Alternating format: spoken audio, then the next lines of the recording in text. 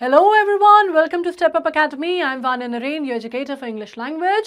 और जैसा कि आप देख रहे हैं मेरे साथ साथ वापस आ गया है कौन, हमारा ये क्यूट सा प्यारा सा पैंडा, और फिर से ये आप लोगों को कर रहा है बिल्कुल हाथ फैला के वेलकम, राइट।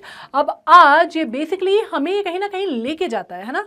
कभी हमें कहीं किसी से मिलाने ले जाता है, कई बार हमें ये नो फॉरेन लैंड में ले जाता है, कई बार हमें ये लेक ऑफ इनिसफ्री ले जाता है, बहुत सारी जगह ले जाता है। पर आज ये बेसिकली हमें कुछ लोगों से, इसके जो फ्रेंड्स हैं उनसे मिलवाने ले जा रहा है। ठीक है, कौन से इसके फ्रेंड्स हैं? अब इसके फ्रेंड्स हैं भाई, पैंडा के फ्रेंड्स हैं तो उसी के जैसे होंगे, है ना। तो एक डॉगी है, एक उसमें से आप कह सकते हैं एक इंक है, एक ब्लिंक है, और एक जो है कस्टर्ड है। कौन है कस्टर्ड? उसी से तो हम मिलने जा रहे हैं आज। तो पता चला कि कस्टर्ड कौन है, कौन है, कौन है, कौन है? वो खाने वाला कस्टर्ड नहीं, हम मिलने वाले हैं कस्टर्ड से। और कस्टर्ड जो है ये है एक प्यारे से तो पता नहीं, लेकिन ड्रैगन है। अब ड्रैगन और प्यारा थोड़ा साथ में नहीं जाता, लेकिन है ये प्यारे से, ठीक है। और इन्हीं के ऊपर जो है वो हमारी पोएम है या पोम है, जैसे कि आप लोग जानते हैं। और ये क्लास 10th में आपको इंग्लिश जो आपका मेन आपकी बुक है, रीडर बुक फर्स्ट फ्लाइट, उसमें से ली गई है। एंड ये है उसका चैप्टर 9 और हम करने वाले हैं वन शॉट। अब देखो इस पोएम के साथ क्या है, ये जो राइटर है ना, जिन्होंने लिखा है, मतलब जो ऑथर है, ऑथर भी नहीं सॉरी पोएट है, ठीक है, नैश की ये पोएम है। और उनके बारे में एक जो बात कही जाती है वो ये कही जाती है कि उनका राइटिंग स्टाइल इतना ह्यूमरस है, इतना मज़ेदार वे में वो लिखते हैं। उनकी जो राइमिंग पैटर्न्स हैं उनकी पोएम में वो इतने मज़ेदार हैं कि उनको बेसिकली न्यूयॉर्क टाइम ने कहा था कि वो अपने टाइम के सबसे बेहतरीन ह्यूमरस पोएट हैं, ठीक है। तो आपको आने वाला है मज़ा इसको पढ़ के। और जैसे मैंने कहा कि वन शॉट है, तो वन शॉट से हमारा मतलब होता है, कलर कोई और ले लेते हैं, वाइट ले लेते हैं, ठीक है।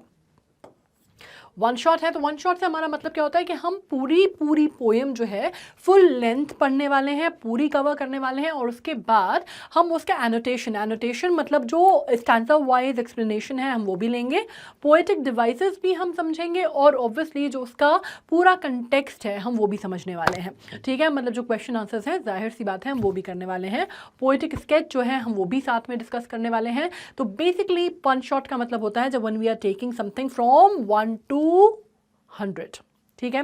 तो वहाँ पे क्लियर है। अब आ जाते हैं अपन नाम पे। नाम जो है इसका वो बड़ा मज़ेदार सा नाम है, the tale of Custard the dragon, ठीक है। अब ये कस्टर्ड जो है वो ड्रैगन के नाम के साथ थोड़ा सा मेल सा नहीं खाता है, लेकिन भाई नाम तो नाम है, नाम तो कुछ भी हो सकता है ना, नाम तो कुछ भी किए रखा जा सकता है। तो इनका जो नाम है वो है क्या? कस्टर्ड। और इनकी पूरी जो कथा है, जो इनकी जो गाथा है, वो आपको पोएम में नरेट की गई है। अब पोएम थोड़ी सी लंबी है लेकिन है मज़ेदार, तो उसको जब हम पढ़ेंगे तो ऑब्वियसली पोएम पढ़ने का या पोइट्री पढ़ने का एक सबसे अच्छा या सबसे मज़ेदार या सबसे बढ़िया तरीका ये होता है कि आप जब पोएम पढ़ रहे हैं तो आप उसको तेज़ आवाज़ में बोल बोल के रिसाइट कीजिए, ठीक है। क्योंकि जब आप उसको बोल बोल के रिसाइट करते हैं तो उसकी जो राइम है ना, जो उसका टोन है, जो उसका फ्लो है, वो बहुत क्लियरली बाहर निकल के समझ में आता है।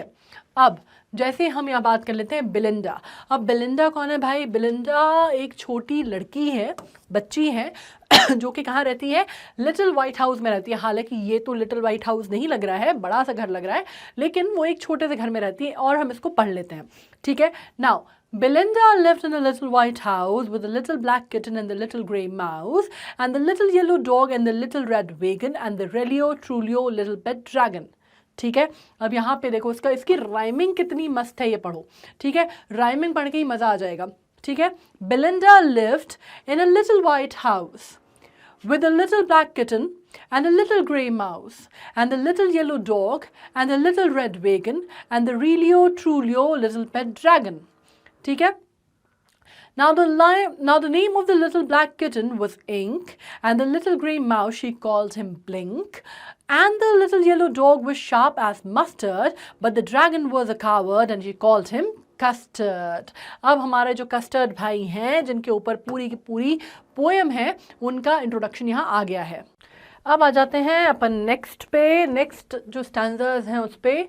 Custard the dragon had big sharp teeth and spikes on the top of him and scales underneath, mouth like a fireplace, chimney for a nose, and the Relio Trulio dagger on his toes. Belinda was as brave as a barrel full of bears, and Ink and Blink chased lions down the stairs. Mustard was as brave as a tiger in the rage, but Custard cried for a nice safe cage. तो इसमें हमें एक चीज़ जो बहुत clear हो रही है वो ये हो रही है कि भाई इंक या ब्लिंक या कस्टर्ड, इनके जो कैरेक्टरिस्टिक्स हैं या इनके जो कैरेक्टरिस्टिक या कैरेक्टर स्केच हैं वो हमें बहुत क्लियरली समझ में आ रहे हैं, राइट। अगर हम बात करते हैं, custard the dragon had big sharp teeth, मतलब क्या, कस्टर्ड जो था वो ड्रैगन था और उसके क्या थे, बड़े बड़े दांत थे, एंड स्पाइक्स थी नीचे की तरफ, ठीक है, अंडरनीथ। और माउथ जैसा था उसका वो फायर प्लेस था। ऑब्वियसली ड्रैगन का जो माउथ होता है वो फायर प्लेस ही होता है ना, पूरा आग जो है वो उगलता है। Chimney for a nose, and Relio Trulio dagger on his toes. Belinda was brave as a barrel full of bears. Belinda जो थी वो बहुत brave थी, ठीक है, हमें यहाँ पे ये चीज़ समझ में आ रही है। As a barrel full of bears, and Ink and Blink chased lion down the stairs. मतलब हमें क्या समझ में आ रहा है, हमें ओवरऑल जो एक चीज़ समझ में आ रही है वो ये है कि ब्लिंक, इंक, बेलिंडा, मस्टर्ड, ये सारे के सारे क्या थे, बहुत ब्रेव थे, ठीक है। इनके बारे में कहा जा रहा है that they were very very brave, they were very very valiant. लेकिन हमारा जो कस्टर्ड है, जो ड्रैगन था, और बावजूद इसके आयरॉनिकल है कि वो इतना, उसकी कैरेक्टर स्केच है, ठीक है, कि उसके बिग शार्प टीथ थे और स्केल्स थे उसके नीचे, ठीक है, स्पाइक्स थी ऊपर। तो मीन्स क्या, वो बहुत ज़्यादा आर्मर्ड था इन द सेंस, राइट। उसकी जो बनावट है, जो उसका जो पूरी, अगर आप बात करते हैं जो उसकी एनाटमी है वो बहुत स्ट्रॉन्ग है, लेकिन उसके बावजूद वो बहुत ज़्यादा मीक था। मीक मतलब बहुत ज़्यादा कमज़ोर था, और कमज़ोर मतलब स्पिरिट वाइज बहुत ज़्यादा कमज़ोर था, और कावर्ड था। कावर्ड मतलब डरपोक, ठीक है। और वो क्या करता था, cried for a nice safe cage, मतलब क्या, वो क्राई करता था एक सेफ केज के लिए, मतलब वो किसी से बहुत ज़्यादा, आप कह सकते हैं कि वो इंटरैक्ट नहीं करता था, या बहुत ज़्यादा किसी से, आप कह सकते हैं कि कोई हेड टू हेड कन्फ्रंटेशन के लिए वो तैयार नहीं रहता था, ठीक है। Now Belinda tickled him, she tickled him unmerciful. Ink, Blink and Mustard, they rudely called him Percival. They all sat laughing in the little red wagon at the Relio Trulio cowardly dragon. Belinda giggled till she shook the house, and Blink said, "Weak," which is giggling for a mouse. Ink and Mustard rudely asked his age, when Custard cried for a nice safe cage. अब इसमें बात क्या हो रही है, इसमें देखो एक सिंपल सी चीज़ है कि जब हम बात कर रहे हैं Belinda tickled him and she tickled him unmerciful, मतलब टिकल करना मतलब आप एक तरह से किसी को थोड़ा सा गुदगुदी करने को बेसिकली हम टिकल कहते हैं, लेकिन यहाँ पे टिकल करना मतलब किसी के मज़े लेना टाइप का, ठीक है, वो वाली बात हो रही है। इंक, ब्लैंक और मस्टर्ड जो थे उन्होंने उसको कहा पर्सिवल। अब पर्सिवल कौन था, पर्सिवल देखो, एक पर्सिवल की अगर हम बात करते हैं तो पर्सिवल एक किंग था, ठीक है, एक किंग था जो कि अगर आपने किंग आर्थर का नाम सुना है, राइट, तो किंग आर्थर के कोर्ट में हुआ करता था ये, and he was the one always looking for the holy grail. And also Percival के बारे में कहा जाता है कि वैसे ये बहुत बड़ी बड़ी बातें करता था, लेकिन जब जंग का टाइम आया तो ये मैदान छोड़ के भाग गया था, ठीक है। तो यहाँ पे आप ये कह सकते हैं कि यहाँ पे एक रेफरेंस जो है वो पुराने किसी लेजेंडरी उसके लिए को किया गया है, ठीक है, मतलब लेजेंडरी किंग माना जाता है इन द लेजेंड्स, ऑलराइट। तो उसको रूडली उसको पर्सिवल कहते थे, मतलब क्या कहते थे कि तुम डरपोक हो, बेसिकली इन शॉर्ट क्या बोलते थे कि तुम डरपोक हो, इतने भारी हो, बड़े हो, सब कुछ हो, इतना तुम्हारा नाम है, इतनी तुम्हारी डिमिनर है, लेकिन उसके बावजूद तुम पर्सिवल हो, डरपोक हो, है ना, पीठ दिखा के भाग जाओगे जब मौका आएगा, ठीक है। They all sat laughing in the little red wagon, अब उनके पास एक रेड वेगन भी थी, ठीक है, तो they would all laugh in that little red wagon and at the realio trulio cowardly dragon. रीलियो ट्रूलियो का मतलब क्या होता है, रीलियो ट्रूलियो ये एक पोएट का एक्चुअली कहने का एक तरीका है, आप कह सकते हैं कि एक पोएटिक लिबर्टी जो है वो ली गई है, मतलब रीलियो ट्रूलियो से यहाँ पे मतलब है रियली ट्रूली, ठीक है। तो ये वर्ड बार बार आएगा तो उसको ध्यान रखना, है ना, रियली ट्रूली उसके लिए कहा जाता है रीलियो ट्रूलियो, ठीक है, मतलब रियली ट्रूली, है ना। मतलब ये एक आपको क्यों बोला गया है, अगेन आप अगर समझोगे, अगर आप सिर्फ ये रीलियो ट्रूलियो भी अगर गूगल करोगे ना तो भी आपको पता चल जाएगा कि सिर्फ गूगल भी अगर करोगे तो आपको सीधे सीधे वो इसी पोएम पे लाएगा। क्यों, क्योंकि यहाँ पे जो इसकी जो नैश जो इसके पोएट हैं उन्होंने एक तरह की पोएटिक लिबर्टी ली थी, और क्योंकि इनकी राइटिंग में वो अच्छे से फिट इन होना चाहिए, और एक आप कह सकते हैं कि एक नया साउंड जो है, कई बार क्या होता है राइटर्स जो ऑथर्स पोएट क्या करते हैं अपनी राइटिंग को बहुत ज़्यादा एम्फसाइज करने के लिए या अपनी राइटिंग को बहुत बेटर बनाने के लिए या उस पर ज़्यादा स्ट्रेस देने के लिए कई ऐसे शब्दों का इजाद कर देते हैं जो ऑलरेडी एग्जिस्टिंग नहीं होते, ठीक है। मतलब Shakespeare was the master of such art.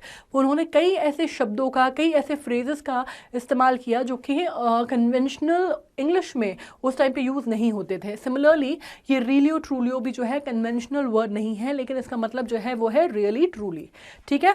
अब Belinda giggle till she shook the house. Giggle till she shook the house मतलब कि इतना ज़ोर से वो हंस रही थी कि मतलब पूरा घर में जो उसकी हंसी है वो गूंज रही थी। Alright, and Blink said weak. और ब्लिंक जो था कि चूहा है ना, तो उसने जो आवाज़ निकाली वीक करके आवाज़ निकाली, जो कि आप एक तरह से कह सकते हैं कि वो भी अगर चूहों की जो हंसी है उसके इक्विवेलेंट थी, ठीक है। तो मतलब वो भी गिगल कर रहा था। इंक और मस्टर्ड जो थे उन्होंने रूडली उससे उसकी एज पूछी ड्रैगन की, ठीक है, कि भाई कितने साल के हो तुम, हो कितने बड़े तुम, ठीक है। और कस्टर्ड क्राइड, जब कस्टर्ड ने सेफ केज अपनी ढूंढ रहा था, कस्टर्ड उस टाइम पे ये सारे उसका मजाक उड़ा रहे थे। This is the common factor. Now let's come to the another one. Suddenly, they heard a nasty sound, and a mustard growled. They all looked around. Meow, cried Ink, and ooh, cried Belinda, for there was a pirate climbing in the window. Window का मतलब क्या हुआ? Window, ठीक है। अब यहाँ पे आपको क्योंकि आपको क्या करना है, राइम करना है, ठीक है। तो इस वजह से बेलिंडा के साथ विंडा जो है वो मैच करता है। अब यहाँ पे देख लेते हैं क्या हुआ। सडनली उनको एक आवाज़ सुनाई देती है, और ये सब कुछ माहौल चल रहा है, राइट। ये सब जो है वो उसका मजाक उड़ा रहे हैं और कस्टर्ड का, और उससे दुनिया भर की बात कर रहे हैं, वो सब चल रहा है। अब यहाँ पे क्या हुआ कि उनको एक अजीब सा नास्टी सा साउंड सुनाई देता है, और वो सारे पलट के देखते हैं, घूम के देखते हैं, और म्याऊ क्राइड इंक एंड ऊ क्राइड बेलिंडा, ठीक है। मतलब दोनों ही आपको क्या मिल रहे हैं, एक आपको एक्सप्रेशन मिल रहा है of, if I can say, of surprise plus shock, है ना, that kind of an exclamation. For there was a pirate climbing in the window. अब pirate क्या होते हैं? Pirate of the Caribbean सबने देखी है, ठीक है। पायरेट बेसिकली जिनको हम कहते हैं समुद्री डाकू होते हैं, ठीक है। लेकिन कई बार वो जो वैसे तो समुद्र में जो जहाज़ वगैरह चलते हैं उनको लूटते हैं, लेकिन pirates are also notorious and also are known for basically for looting the coastal areas. मतलब जो कोस्टल एरियाज़ में जो घर हैं या प्रॉपर्टीज़ हैं उनको भी लूटते हैं। तो एक तरह से आप समुद्री डाकू हैं, लेकिन बाहर भी आ जाते हैं, और कोस्टल एरियाज़ में भी इनकी अच्छी खासी दहशत होती है। तो वही आप यहाँ पे बात कर सकते हैं कि पायरेट जो है वो क्या कर रहे थे, विंडो से क्लाइंब कर रहा था, ठीक है, विंडो से अंदर आ रहा था। Now pistol in his left hand, pistol in his right, and he held in his teeth a cutlass bright. His beard was black, one leg was wood. It was clear that the pirate meant no good. अब आपको एक चीज़ समझ में आ रही थी कि pirate जो है क्या कैरी किया हुआ था, दोनों हाथ में उसके पिस्टल थी, उसका पैर जो था वो वुडन था, और जिस तरह का उसका डिमिना था, जिस तरह का उसका अप्रोच था, जिस तरह से वो एंटर कर रहा था, आपको एक चीज़ समझ में आ रही थी कि भाई इसका इंटेंशन अच्छा तो नहीं है, ठीक है। मतलब ये लूटने आया है, ये डराने धमकाने और लूट मार के इरादे से घर में घुस रहा है, ये दिस वॉज वेरी क्लियर, ठीक है। Belinda paled and she cried, "Help, help!" But Mustard fled with a terrified yelp. Ink trickled down to the bottom of the household, and the little mouse Blink strategically mousehold. अब क्या हुआ, Belinda जो है वो एकदम पीली पड़ गई है ना, पेल पड़ गई, और वो चिल्ला रही है मदद करो मदद करो, हेल्प हेल्प। लेकिन मस्टर्ड जो है वो भी वहाँ से भाग गया, ठीक है। इंक जो है वो भी नीचे कहीं जाके घर के जो नीचे का तहखाना वहखाना है वहाँ जाके छुप गई, और माउस जो है अपने ब्लिंक, वो तो जाहिर सी बात है वो तो उनके जो माउस होल है उसमें जाके दुबक के बैठ गया, ठीक है। बट आप jumped custard snorting like an engine. सारे के सारे ये लोग जो हैं सारे के सारे इधर उधर दुम दबा के भाग गए। लेकिन इस टाइम पे हमारा जो कावर्ड कस्टर्ड था उसने क्या किया, बट अब jumped custard snorting like a engine.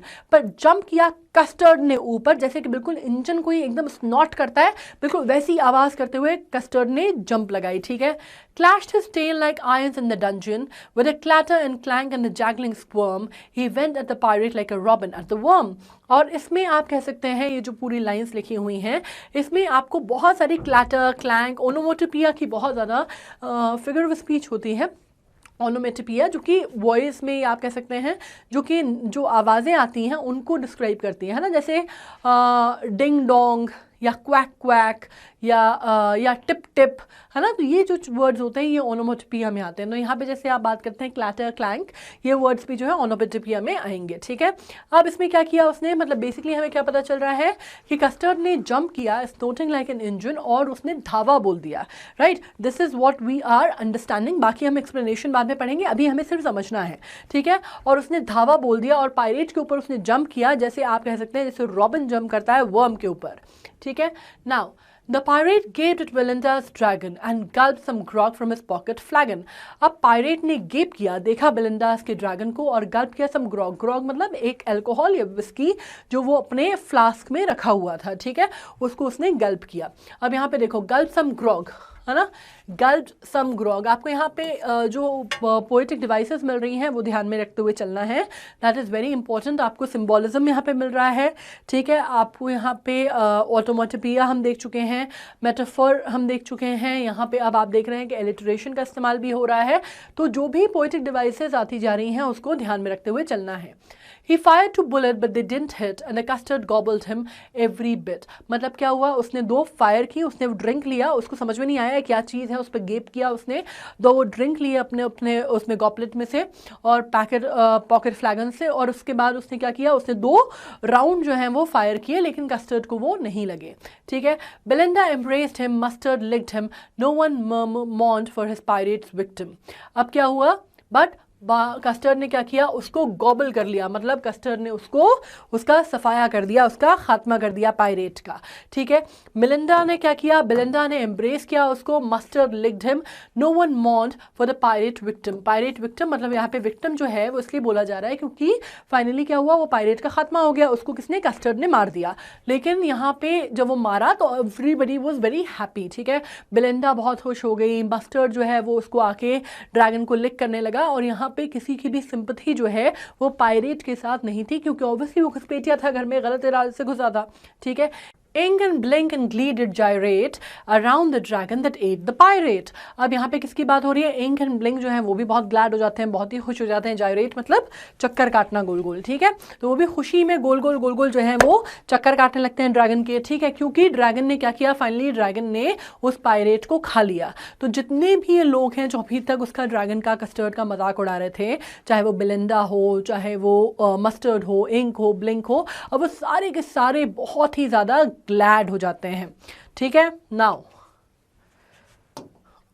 Okay, but presently up spoke little dog Mustard. I'd have been twice as brave if I hadn't been flustered. And up spoke Ink and up spoke Blink. We'd have been 3 times as brave, we think. And Custard said, I quite agree that everybody is braver than me. अब क्या बात हो रही है, अब इसमें चलो ठीक है, वो ग्लैड तो बहुत हो जाते हैं, लेकिन फिर भी क्या होता है, फिर भी वो जो मस्टर्ड है, लिटिल डॉग मस्टर्ड जो है वो खड़ा होता है और वो कहता है कि मैं भी I am as twice as brave, अगर बस मैं थोड़ा सा घबरा नहीं जाता, फ्लस्टर नहीं हो जाता तो, ठीक है। एंड फिर धीरे से इंक और ब्लिंक भी यही बात बोलते हैं, है ना, कि हम 3 times as brave as we think, we have been 3 times brave as we think. और कस्टर्ड बेचारा कहता है कि हाँ ठीक है, मैं ये बात मान लेता हूँ कि सबके सब जो हैं वो मुझसे ज़्यादा बहादुर हैं। मतलब ये क्या हुआ, ये अपनी शेख ही बघारने लग गए, जबकि सारे के सारे दुम दबा के भाग गए थे। और वो बेचारा कस्टर्ड जिसने वो पायरेट को मारा और खा गया, वो भी कह रहा है कि हाँ ठीक है, मैं मान लेता हूँ कि सब मुझसे ज़्यादा ब्रेव हैं, ठीक है। Belinda still lives in her little white house with her little black kitten and her little grey mouse and her little yellow dog and her little red wagon and her Rulio Trulio little pet dragon. अभी आपको क्या पता चलता है, अब ये जो lines हैं ये आपको शुरुआती लाइन्स की याद दिला रही हैं, ठीक है। आपको जो शुरुआत में जो लाइन्स थी उसका ध्यान आ रहा है कि बेलिंडा अभी भी, यहाँ पे आपको पता चलता है बेलिंडा स्टिल लिव्स। अब पहली शुरुआती लाइन्स जो थी वो क्या थी, हाँ देखो, Belinda lived in the little white house with the little black kitten and the little grey mouse and the little yellow dog and the little red wagon and the Relio Trulio little pet dragon, ठीक है। ये हमारी starting line थी। और यहाँ पे अगर हम लाइन पढ़ते हैं तो यहाँ पे क्या लाइन आती है, वही आती है, बस ये है कि वो पास्ट टेंस की जगह आप स्टिल, मतलब वो आज भी वहाँ पे रहती है, ये चीज़ आपको क्लियर हो रही है, ठीक है। क्या लिखा है, बेलिंडा आज भी लिटिल वाइट हाउस में रहती है, किसके साथ, वही बिल्कुल वही चीज़ है, लिटिल ब्लैक किटन के साथ और लिटिल ग्रे माउस के साथ और लिटिल येलो डॉग जो कि मस्टर्ड है और little red wagon and her Realio Trulio little pet dragon. रीलियो ट्रूलियो का मतलब आपको पता ही है, रियली ट्रूली, ठीक है। Belinda is as brave as a barrel of fur and the ink and blink chase lion down the stairs. Mustard is as brave as a tiger in the rage but Custard keep crying for the nice safe cage. ठीक है, तो आपको क्या पता चलता है, अब फिर से वही की वही लाइंस जो हैं दोबारा यहाँ पे आ जाती हैं और आपको ये पता चलता है कि अग्नेश नाश ने जो ये पोएम लिखी है उसमें एक तरह का सेंस ऑफ रिपीटिशन है। And we are not talking about repetition of the words but we are talking about the repetition of the whole stanza, but उसका जो एम्फोसाइज है, जो उसका जो रीज़न है, जो उसकी जो वजह है वो बिल्कुल अलग है, राइट। आपको ये समझ में आता है that there is a completely different story to it all together, कि आपको समझ में आता है Belinda is as brave as a barrel full of beer and ink and blink chase lion down the stairs. Mustard is as brave as a tiger in the rage but the Custard keep crying for the nice safe cage. मतलब आपको ये पता चलता है कि instead of कि custard को उसका ड्यू मिले, still the things keep going in the same way, ठीक है। अभी भी कस्टर्ड ऑल्दो वो पायरेट को खा गया लेकिन उसके बेचारे की कोई बहुत ज़्यादा इज्जत अफजाई इस वजह से नहीं हुई है, ठीक है। The story goes back to the same phase and to the same speed, ये चीज़ जो है आपको निकल के यहाँ सामने आती है। नाउ अबाउट द पोएट, जैसे मैंने कहा कि अगर मैं ऑग्देन नाश की बात करती हूँ, फ्रेडरिक ऑग्देन नाश की, तो इनका जन्म जो था वो 19 अगस्त को 1902 न्यूयॉर्क में हुआ और अमेरिकन पोएट थे जो कि अपने लाइट वर्स के लिए बहुत ज़्यादा जाने जाते थे। और जैसे मैंने कहा कि इतना ज़्यादा ह्यूमर था इनकी राइटिंग में, इतना ज़्यादा ह्यूमरस वे में ये लिखते थे, बहुत सारे वर्ड्स, बहुत सारे फ्रेजेस जो थे ये नए अपने हिसाब से इन्वेंट करके लिखते थे, ठीक है। आप बात कर सकते हैं ओवर 500 पीसेस इन्होंने लिखे हैं। इनकी अनकन्वेंशनल राइमिंग स्कीम जो है वो बहुत फेमस है, ठीक है। और अगर आपको मैं कहूँ तो best known producer of humorous poetry के लिए माने जाते थे। जैसा मैंने कहा इतनी अच्छी ह्यूमरस पोइट्री लिखते थे कि न्यूयॉर्क टाइम ने इनको अपने ज़माने का बेस्ट ह्यूमरस पोइट का खिताब भी दिया हुआ था, ठीक है। मई 1971 को 19 अगस्त को उनका जन्म हुआ, 19 मई को उनकी डेथ हुई, मैरीलैंड यूनाइटेड स्टेट्स में ही पास्ड अवे। थीम क्या है भाई? थीम ये है कि डू नॉट जज a book by its cover. ये बहुत सिंपल सी हमारी अगर हम बात करते हैं तो एक कहावत है, मुहावरा है, जो बोलना चाहें आप इसको बोल सकते हैं कि भाई आपको किताब को उसका कवर देख के जज नहीं करना है, ठीक है। कस्टर्ड का हमेशा मजाक उड़ाया गया, is always mocked for being a coward whereas the others are quite brave. However, when a pirate breaks into Belinda's house, she, ink, blink and mustard are all very frightened. अब यहाँ पे बात क्या हो रही है कि भाई आपको किताब को उसके कवर से जज नहीं करना है। मतलब जो इंसान जैसा दिखता है या जिसके बारे में जो चीज़ कही जाती है, बोली जाती है, ज़रूरी नहीं है कि वो सब कुछ सही हो।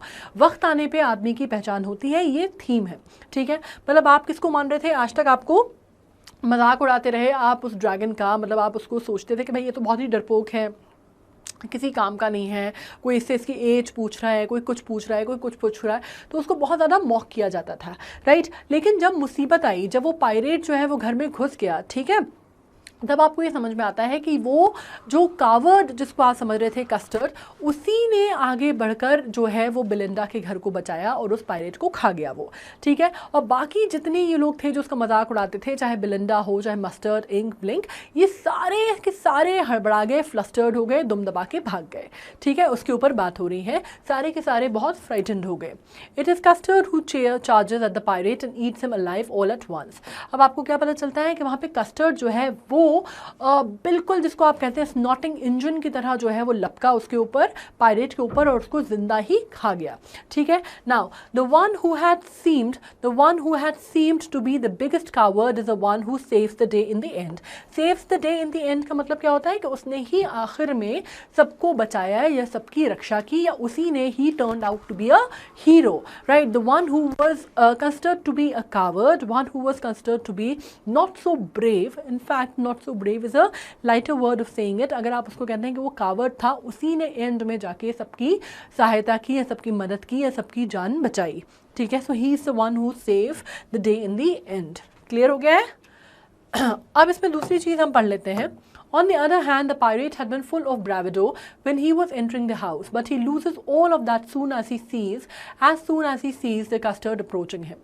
ठीक है। दूसरे हाथ पे जो हम कस्टर्ड है, जिसको हम समझ रहे हैं कि बहुत ज़्यादा डरपोक है, कावर्ड है, ठीक है, वो अपनी जगह पे था। लेकिन उसके बिल्कुल उलट अगर आप देखते हैं तो पायरेट जो था वो ब्रावेडो मतलब आप क्या कहते हैं, जिसमें पूरी की पूरी फुल ऑफ ब्रावेडो, मतलब बड़ी हिम्मत और हौसले के साथ उसके अंदर पूरा, जिसको आप कहते हैं ना, पूरा कॉन्फिडेंस था उसको जब वो घर के अंदर घुसा। लेकिन वो सब कुछ अपना ब्रावेडो जो है सब कुछ खो देता है जैसे ही वो देखता है कि ड्रैगन जो है उसको सामने अप्रोच कर रहा है। He can only stare Custard and have a drink to prepare himself for the unavoidable fate of being gobbled up. अब वो उसके पास कोई भी रास्ता नहीं बचता सिवाय इसके कि वो समझ जाता है कि भाई अब तो जो है ये अनअवॉइडेबल फेट है, अब तो ये अपन को खा ही जाएगा। लेकिन उससे पहले वो कोई उसके पास रास्ता नहीं बचता except for having a drink from his galloping down the drink from his goblet, और वो पीता है और उसके बाद वो काइंड ऑफ अनअवॉइडेबल फेट जो है वो एक तरह से आप कह सकते हैं हारी हुई जंग के लिए खुद को तैयार कर रहा है। ठीक है sorry. Thus neither Custard not the pirate are what they seems to be. तो आपको ये पता चलता है एक और चीज़ कि यहाँ पे जब हमने कहा ना नेवर जज a book by its cover, तो उसमें एक चीज़ पता चलती है आपको कि ना पायरेट इतना बहादुर था जितना वो नज़र आ रहा था, और ना कस्टर्ड हमारा ड्रैगन इतना मीक था, इतना कावर्ड था जितना वो उसको प्रेजेंट किया जा रहा था। Right, so this is the basic theme that no one is as no one really, you should never go by the face value, you should never go by कि जो चीज़ें आपको नजर आ रही हैं आपको उसको कभी मान के नहीं चलना चाहिए। Things can be different, perspectives can be different, people can act in a different way given for the different situations. और असली जो हालात होते हैं, जो टेस्टिंग टाइम्स होते हैं, उसी टाइम पे आदमी की सही सही पहचान होती है। Right, therefore we should never जज someone without fully getting to know them. When the situation demands it, they are bound to show their true colours and this may surprise us. Bound to show their true colours मतलब अपने असली रंग, या उनके असली आप कह सकते हैं कि ट्रेट्स हैं, वो सिर्फ तभी सामने नजर आते हैं जब सिचुएशन ऐसी डिमांड करती है। और कई बार वो कलर्स या वो पर्सपेक्टिव या वो कैरेक्टरिस्टिक देख के जो हमने कभी इमेजिन भी नहीं किए थे, दे मे लीव अस स्टन्ड, या वो हमें सरप्राइज कर सकते हैं। ऑलराइट, नाउ समरी समझ लेते हैं। समरी क्या है? कॉमिकल पोएम है। ठीक है, सबसे पहले तो हमें समझ में आना चाहिए it's a light hearted comical poem.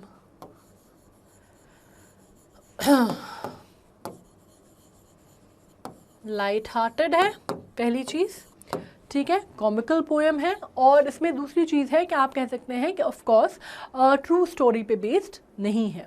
Alright, तो कॉमिकल पोएम है जो कि ऑगदेन नाश ने लिखी है, written in the form of ballad. और लिखी किस फॉर्म में गई है? अगर आपसे कोई पूछता है कि किस फॉर्मेशन में है, किस फॉर्म में है, तो ये आप कह सकते हैं बिल्कुल बैले में है ना। कुछ पोएम्स जो होती हैं, हमने जैसे पढ़ा था कि कुछ हमने पढ़ी थी हाइकू वर्स में, या कुछ हमने सोनेट पढ़ा था, ये प्रॉपर बैले है। ठीक है, अब Belinda lives in a little white house with 4 pets. अब वो क्या है? एक बेलिंडा एक लड़की के ऊपर है जो कि अपने वाइट हाउस में रहती है अपने 4 पेट्स के साथ। ठीक है, और इनका नाम क्या है? इंक। पहला जो है वो इंक है जो हमारा कैरेक्टर है।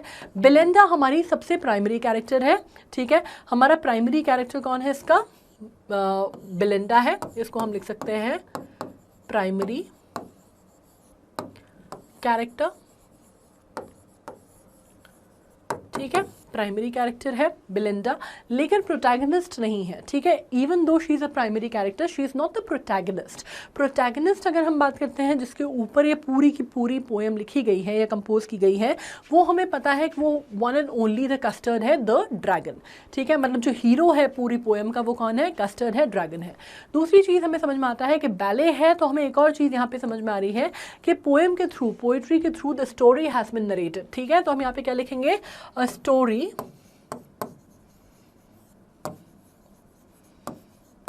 has been narrated in form of poetry। ठीक है, ये चीज़ हमें क्लियर होती है कि पूरी की पूरी स्टोरी जो है, पूरा का पूरा स्टोरी नरेशन जो है वो सामने आता है। दूसरी चीज़ जो हमें यहाँ पे स्टैंड आउट करती है वो ये करती है कि यहाँ पे आपको सिंबॉलिज्म का और रेफरेंस का बहुत ज़्यादा यूज़ किया गया है। ठीक है, अगर आपको मालूम है, जैसे कि मैंने कहा कि पुराना, जैसे उसमें कोई ना कोई आप कह सकते हैं कि कोई रेफरेंस जो है वो ड्रॉ किया गया है। ठीक है, पर्सिवल का नाम आता है तो हमें मालूम है कि we are drawing inspiration from the legendary king, right, या उसका अगर हम बात कर रहे हैं तो हम क्या कर रहे हैं, हम रेफरेंस ड्रॉ कर रहे हैं from the legend of Percival, तो हमें ये चीज़ क्लियर होती है। दूसरी बात, सेंट्रल कैरेक्टर या प्राइमरी कैरेक्टर की हमने बात कर ली बेलिंडा, और बेलिंडा रहती थी अपने 4 पेट्स के साथ, जिसमें से इंक जो है हमारा एक कैरेक्टर है, ठीक है, वो कौन थी, ब्लैक किटन थी। फिर दूसरी बात आ जाता है ब्लिंक, आपको नाम भी जो समझ में आ रहे हैं वो आपको समझ में आ रहे हैं कि वो काफ़ी राइमिंग है, इंक ब्लिंक, ठीक है। तो इंक ब्लिंक अगर आप बात करते हैं तो कस्टर्ड मस्टर्ड है ना, तो उसके जो आप कह सकते हैं कि जो उसके जो पेट्स थे चारों, उनके नाम एक दूसरे के साथ राइम करते थे, ठीक है, इंक ब्लिंक कस्टर्ड मस्टर्ड। अब इंक ब्लिंक कौन थे, इंक तो आपको मालूम है ब्लैक किटन है, ब्लिंक जो है आपको मालूम है कि ग्रे माउस है, ठीक है। उसके अलावा आप किसको को रखते हैं, आप रखते हैं डॉग को जिसका नाम है मस्टर्ड, और कस्टर्ड जो था वो ड्रैगन था, ठीक है। तो ये चारों नाम जो है ये भी राइमिंग है। और ऑफकोर्स आपको इन चारों एनिमल्स का एक और चीज़ आपको समझ में आती है कि चूहा जो है वो किससे डरता है, बिल्ली से, बिल्ली जो है वो किससे डरती है, डॉग से, और डॉग जो है आइडियली उसको किससे डरना चाहिए, ड्रैगन से, ठीक है। तो आपको मालूम है ये अलग अलग 4 अलग अलग प्रजातियों के अलावा 4 अलग अलग आप कह सकते हैं कि डिफरेंट काइंड्स ऑफ एनिमल्स हैं। अगर आप रंग में बात करते हैं तो रंग में भी इनका डिफरेंस है, ये भी जहाँ पे क्लियर होता है, ठीक है। अब मस्टर्ड जो है वो कौन है, लिटिल येलो डॉग है, और कस्टर्ड जो है वो लिटिल पेट ड्रैगन है, ठीक है। आपको यहाँ पे एक और चीज़ समझ में आ रही है कि लिटिल वर्ड जो है वो बहुत ज़्यादा सिग्निफिकेंट है, ठीक है, कि बहुत बड़े नहीं है, फुल ग्रोन अप नहीं है, लिटिल है। Now Ink Blink and Mustard boast their bravery. अब इसमें से इंक ब्लिंक और मस्टर्ड जो हैं वो अपनी ब्रेवरी की बात करते रहते हैं, वो हमेशा ये कहते हैं कि भाई हम बहुत ब्रेव हैं। जैसे बाद में भी वो कहते हैं ना कि अगर मैं फ्लस्टर्ड नहीं होता तो मैं तो दुगना अपना जो बहादुरी है वो दिखा सकता हूँ, उसमें इंक और ब्लिंक भी आ जाते हैं बीच में, जबकि जब एक्चुअली सिचुएशन आती है तो सारे के सारे भाग जाते हैं। They often make fun of Custard and for his cowardice. अब कस्टर्ड के लोग फन बनाते हैं, मॉक करते हैं उसको उसकी कावर्डाइज के लिए, और कैसे करते हैं, अनमर्सीफुली करते हैं, ठीक है। जैसे हमने पढ़ा था ना टिकल्ड अनमर्सीफुली, और इसमें बेलिंडा भी है, तो बेलिंडा ऑल्सो टिकल्ड हिम अनमर्सीफुली, मतलब उसके ऊपर तरस नहीं आता था किसी को भी, ठीक है। मतलब वो इतनी आप कह सकते हैं इतनी हार्श, इतनी रूड उसके लिए आप कह सकते हैं कि क्रिटिसाइज उसको करते थे। लेकिन one day a pirate breaks into Belinda's house, he had pistol in both his hand. अब आपको क्या पता चलता है, पायरेट ने ब्रेक किया और उसके दोनों हाथों में पिस्टल थी, ठीक है। ये मिटा दे रही हूँ मैं। Ink Blink Mustard ran away in fear and hide, but Custard faces the pirate bravery and kills him. Belinda was very much happy with Custard. She embraced him. ठीक है, अब क्या हुआ कि फाइनली जो इंक ब्लिंक और mustard हैं, जो कि बड़ी अपनी शेखी बघारते थे कि हम तो ऐसे, हम तो वैसे, हम तो इतने बहादुर, ये सारे के सारे भाग जाते हैं, ठीक है। लेकिन कस्टर्ड जो है वो आगे से हमला करता है उस पायरेट पे और उसको गैलप कर जाता है, उसको खा जाता है जिंदा, ठीक है। अब बेलिंडा जो है उससे बहुत खुश होती है और उसको जाके हक कर लेती है, गले लगा लेती है। बाकी सारे जितने पेट्स हैं वो भी डांस करते हैं, बट एज सून जैसे ही ये ख़त्म होता है उस टाइम पे ये खुश हो जाते हैं और उसको एम्ब्रेस करते हैं, लिक करते हैं, सब कुछ करते हैं और बड़ा खुश हो जाते हैं। बेचारे ड्रैगन को भी अच्छा लगता है थोड़ा टाइम के लिए, लेकिन वापस फिर जैसे होता है तो वो ढाक के 3 पात वाली स्थिति आ जाती है, मतलब बैक टू स्क्वायर वन, ये सब खोज हो गया, सिचुएशन ख़त्म हो गई, और फिर वो दोबारा अपनी बोस्टिंग और अपनी ब्रेवरी की जो आप कह सकते हैं कि तारीफ़ें जो हैं शेख चिल्ली टाइप करने लगते हैं, ठीक है। मतलब दोबारा वो कहने लगते हैं कि मैं तो इतना ब्रेव हूँ और मैं तो ऐसा करता, मैं तो वैसा करता, वापस वो वहीं पर आ जाते हैं, ठीक है। Belinda was again taken in by them, और बेलिंडा जो है वापस उन्हीं की बातों में आ जाती है, और बहुत जल्दी ये जो कस्टर्ड ने इतना कुछ किया, उसने अपनी ब्रेवरी का जो सबूत उसने दिया, राइट, ये लोग तो सिर्फ ढींगे मार रहे हैं, उसने अपनी ब्रेवरी का सबूत दिया, लेकिन ये सब कुछ जो है ये बात जो है ख़त्म हो जाती है। वापस वहीं ढाक के 3 पात आ जाते हैं कि वो कहते हैं कि भाई कस्टर्ड भी कह देता है कि हाँ मैं मानता हूँ कि भाई आप तीनों जो हो, आप चारों पाँचों जितने हो, चारों मुझसे ज़्यादा बहादुर हो, ठीक है। तो मतलब वापस आप जब एंड में देखते हैं तो वही जो स्टार्टिंग लाइन्स हैं, स्टैंजास जो हैं वो रिपीट किए जाते हैं, जिसका मतलब है कि वापस चीज़ें जो हैं वो वैसी की वैसी हो जाती हैं। ये कस्टर्ड की जो बहादुरी है या ये जो उसने आप कह सकते हैं इंस्टेंस है, ये सब लोग बहुत आसानी से इसको ओवरलुक कर जाते हैं या भूल जाते हैं, एंड वापस चीज़ें वैसे ही हो जाती हैं जैसे शुरुआत में रहती हैं, ठीक है। अगेन आपको मालूम है क्राइंग, और Belinda was again taken in by them, she showered all her care to Ink Blink and Mustard, और कस्टर्ड जो है बेचारा वो फिर से ही is crying for the nice safe cage, ठीक है। ये क्लियर हो गया है। अब एक्सप्लेनेशन देख लो, ठीक है। एक्सप्लेनेशन हम ऑलरेडी पढ़ चुके हैं, तो हमें बहुत ज़्यादा इसमें डिटेल में जाने की ज़रूरत नहीं है, बट उसको किस तरह से, अगर वो रेफरेंस में आता है तो आप उसको किस तरह से लिखेंगे, दिस इज़ इम्पॉर्टेंट, और इस वजह से हम ये एक्सप्लेनेशन पढ़ रहे हैं, राइट। ओके, अब इसको पढ़ लेते हैं। पहला, Belinda lived in a little white house with a little black kitten and a little grey mouse, and the little yellow dog and the little red wagon and the Relio Trulio little pet dragon. Here the poet says that Belinda lived in the little white house with her 4 pets named Ink, Blink, Mustard and Custard. ठीक है, अब इसमें Ink was a little black kitten, Blink was a little grey mouse, Mustard was a little yellow dog and Custard was a little dragon. Apart from these pets, she also had a red wagon. तो यहाँ पे क्या explain किया गया है, यहाँ पे again आपको एक्सप्लेन किया गया है बेलिंडा के बारे में। बहुत सिंपली लिखा गया है कि भाई वो अपने 4 पेट्स के साथ रहती थी, जिसमें इंक, ब्लिंक, मस्टर्ड और कस्टर्ड उसके 4 पेट्स थे, और वो उनके साथ साथ उसके पास एक रेड वेगन भी हुआ करती थी। ठीक है, now next. Now the name of the little black kitten was Ink, and the little grey mouse she called him Blink, and the little yellow dog was sharp as mustard, but the dragon was a coward and she called him Custard. अब उनका नाम क्या क्या था, यहाँ पे ये discussion होता है। पहले उन्होंने सिर्फ आपको ये बता दिया, यहाँ पे उनका नाम जो है वो आपको को क्लियर नहीं किया गया था। ठीक है, यहाँ पे अगर आप बात करते हैं तो शुरुआती लाइन में लिटिल पे जो है वो फोकस है। ठीक है, little black kitten, little grey mouse, little yellow dog and little pet dragon. ठीक है, तो लिटिल वर्ड जो है उसका रिपीटिशन हो रहा है, जिनका एम्फेसिस जो है वो दिया जा रहा है। ठीक है, मैं आपको राइमिंग स्कीम पहले ही बता चुकी हूँ, हाउस, माउस, वेगन, ड्रैगन। ठीक है, तो आपको ये भी क्लियर हो रहा है। रिलियो ट्रूलियो हम डिस्कस कर चुके हैं, तो ये भी आपको क्लियर होगा कि रियली ट्रूली का इसका मतलब है। नाउ नाम जो है इनके वो अब आते हैं यहाँ पे। ठीक है, कि नाम कैसे हैं उनके।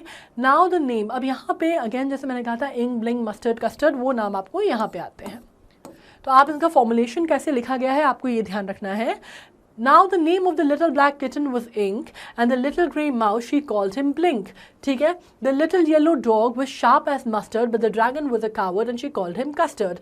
अब यहाँ पे एक चीज़ आ रही है कि जो एक्सप्लेनेशन दिया गया है, is the above line the poet introduces each pet of Belinda. ठीक है, the little black kitten was named Ink, the little grey mouse was named Blink, the yellow dog was named Mustard, and the dragon was called Custard because he was a coward. अब यहाँ पे आपको पता चल रहा है कि coward है वो, इसलिए उसको Custard बोला गया है। अब यहाँ पे एक और एक्सप्लेनेशन देख लो। Now the name of the little black Ink, यहाँ पे अब एक्सप्लेनेशन दिया गया है। ठीक है, सब जगह एंड लिखा गया है, बट यहाँ पे आया है। तो बट का मतलब क्या होता है कि आप कहना चाह रहे हैं कि बाकी सब तो ठीक है, लेकिन बाकी किसी की भी आपको ये बताया नहीं गया। ठीक है, यहाँ पे कोई बहुत ज़्यादा उनकी तारीफ़ें नहीं की गई हैं, एक्सेप्ट फॉर येलो डॉग को शार्प कहा गया है। ठीक है, अब इसको आपको मालूम है कि वो शार्प था इसलिए उसको मस्टर्ड कर दिया गया है, येलो कलर था उसका इसलिए उसको मस्टर्ड कहा गया है। पर ड्रैगन, पर वाली बात जो है वो सिर्फ ड्रैगन के साथ आ रही है। ड्रैगन जो है वो कावर्ड है और उसका नाम जो है वो कस्टर्ड है। ठीक है, तो आपको थोड़ा सा एक अलग समझ में आ रहा है कि इंक, ब्लिंक, मस्टर्ड जो है वो थोड़े से एक तरह से आप कह सकते हैं कि थोड़े से फेवर्ड हैं, और ड्रैगन जो है वो उतना फेवर्ड नहीं है। जो कस्टर्ड है हमारा बेचारा वो थोड़ा अलग थलग है। Right, now Custard the dragon had big sharp teeth and the spikes on the top of him and scales underneath, mouth like a fireplace, chimney for a nose and the Relio Trulio dagger on his toes. अब यहाँ पे बाकी सारी तीनों की तो बात ख़त्म हो गई। सबसे ज़्यादा रेफरेंस जो है या सबसे ज़्यादा बात जो है वो किसकी की जा रही है, कस्टर्ड के। भाई कस्टर्ड था कैसा, उसका जो फिजिकल अपीयरेंस था वो कैसा था। ठीक है, इन लाइन में हमें पता चलता है कि पोएट क्या डिस्क्राइब कर रहा है ड्रैगन कस्टर्ड के बारे में, कि उसके बड़े बड़े दांत थे, स्पाइक्स थी उसकी स्किन में, लोअर पार्ट जो था उसकी बॉडी का, है ना, मतलब अगर आप ये बात करते हैं जैसे ऐसा है अगर कस्टर्ड, तो ये लोअर पार्ट जो है उसकी बॉडी का नीचे वाला हिस्सा, इसमें पूरे में क्या थे, इसमें पूरे में बड़े बड़े स्केल्स थे। ठीक है, उसमें बड़े पूरे स्केल्स थे। माउथ जो था उसका फायर प्लेस था, मतलब आग उगलता हुआ था, एंड उसकी नोज जो थी वो चिमनी जैसी थी, और डैगर था, लिटरली उसके ऐसे, डैगर किसको बोलते हैं आप, चाकू जिसको बोलते हैं, है ना, तो उसके टोज में लिटरली आपको ऐसा लगता था कि जैसे डैगर है। ठीक है, मतलब उसके टोज कुछ इस तरह के होंगे। राइट, तो आपको समझ में आ रहा है कि डैगर बिल्कुल चाकू के शेप के थे। ठीक है, तो यहाँ पे उसने क्या किया है, थर्ड स्टैंजा में एक्सप्लेन किया है पूरा जो कैरेक्टरिस्टिक है, जो उसका फिजिकल एट्रीब्यूशन है। Right, in the third paragraph they have describe the physical attribution of custard. और अब इसमें क्यों बोला गया है, ये इतना फिजिकल एट्रीब्यूशन पे इतना फोकस क्यों किया गया है, because now they want to bring out to the point कि डिस्पाइट ऑल ऑफ दिस, ठीक है, कि ये सब कुछ होने के बाद कि भाई उसके शार्प टीथ थे, उसकी बॉडी के अंडरनीथ में स्केल्स थे, या उसके मुंह से जो है वो आग उगलता था, या उसकी नोज जो थी वो चिमनी जैसी थी, या उसके पैर जो थे वो डैगर जैसे थे, बावजूद इसके उनका कहना था कि वो डरपोक था, कावर्ड था। ठीक है, so it is in reference to, मतलब उसको ग्लोरीफाई करने के लिए नहीं कह रहे हैं, वो एक कॉन्ट्रास्ट बताना चाह रहे हैं कि इन सब चीज़ों के होते हुए भी वो ऐसा था, right. So this is very clear that they are not telling about the physical attribute of custard because they want to glorify him. No, right? They are telling about all this because they want to draw a comparison or comparative, या वो irony बताना चाह रहे हैं उस situation में. अब यहाँ पे देख लेते हैं. Belinda was as brave as a barrel full of beer, and Ink and Blink chased Lion down the stairs. Mustard was as brave as a tiger in the rage, but Custard cried for the nice safe cage. अब इसमें क्या हो रहा है, Belinda को बोला जाता है कि भैया वो इतनी बहादुर थी that she was like a barrel full of beer, ठीक है, और इंक और ब्लिंक जो है वो इतने बहादुर थे कि वो बिल्कुल लायन को भी क्या कर सकते थे, वो चेस डाउन कर सकते थे स्टेज तक, ठीक है. और like an angry tired, mustard जो था वो हमेशा रेज में रहता था, लेकिन कस्टर्ड जो है वो इतना डरपोक था, इतना इतना इतना जिसको आप बोलते ना, इतना वीक सा था, इतना डरपोक था, इतना डरता था कि वो हमेशा कोई ना कोई सेफ जगह जो है वो ढूंढता रहता था, ठीक है. तो अब यहाँ पे आपको क्या पता चल रहा है, यहाँ पे हाइपरबोल पता चल रहा है. जैसे मैंने आपको बोला ना कि हमें अलग अलग क्या है पोएटिक डिवाइसेस समझ में आ रही हैं. यहाँ पे यूज किसका हुआ है, हाइपरबोल का. अब इसका मतलब क्या होता है, हाइपरबोल मतलब किसी भी बात को एग्जैजरेट करना, मतलब बढ़ा चढ़ा के बोलना कोई भी बात है ना. अगर मैं कहूँ कि भाई तुम जियो हज़ारों साल, साल के दिन हो 50,000, तो ये बात अगर मैंने बोली तो ये हो गया हाइपरबोल. मतलब कोई भी आदमी 50,000 साल तक तो जीता नहीं है, राइट. तो ये आप जो बात को बढ़ा चढ़ा के बोल रहे हैं उसको हम कहते हैं हाइपरबोल.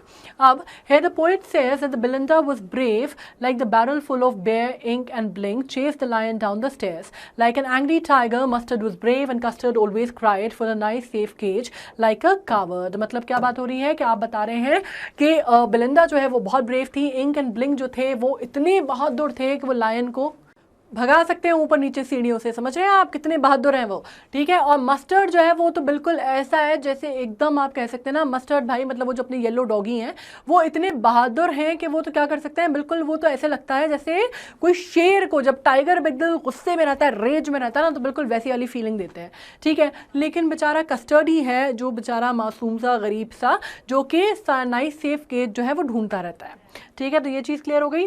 अब यहाँ पे नेक्स्ट अपन देख लेते हैं. Belinda tickled him, she tickled him unmerciful. Ink, Blink and Mustard, they rudely called him Percival. They all sat laughing in the little red wagon and the Railio Trulio cowardly dragon.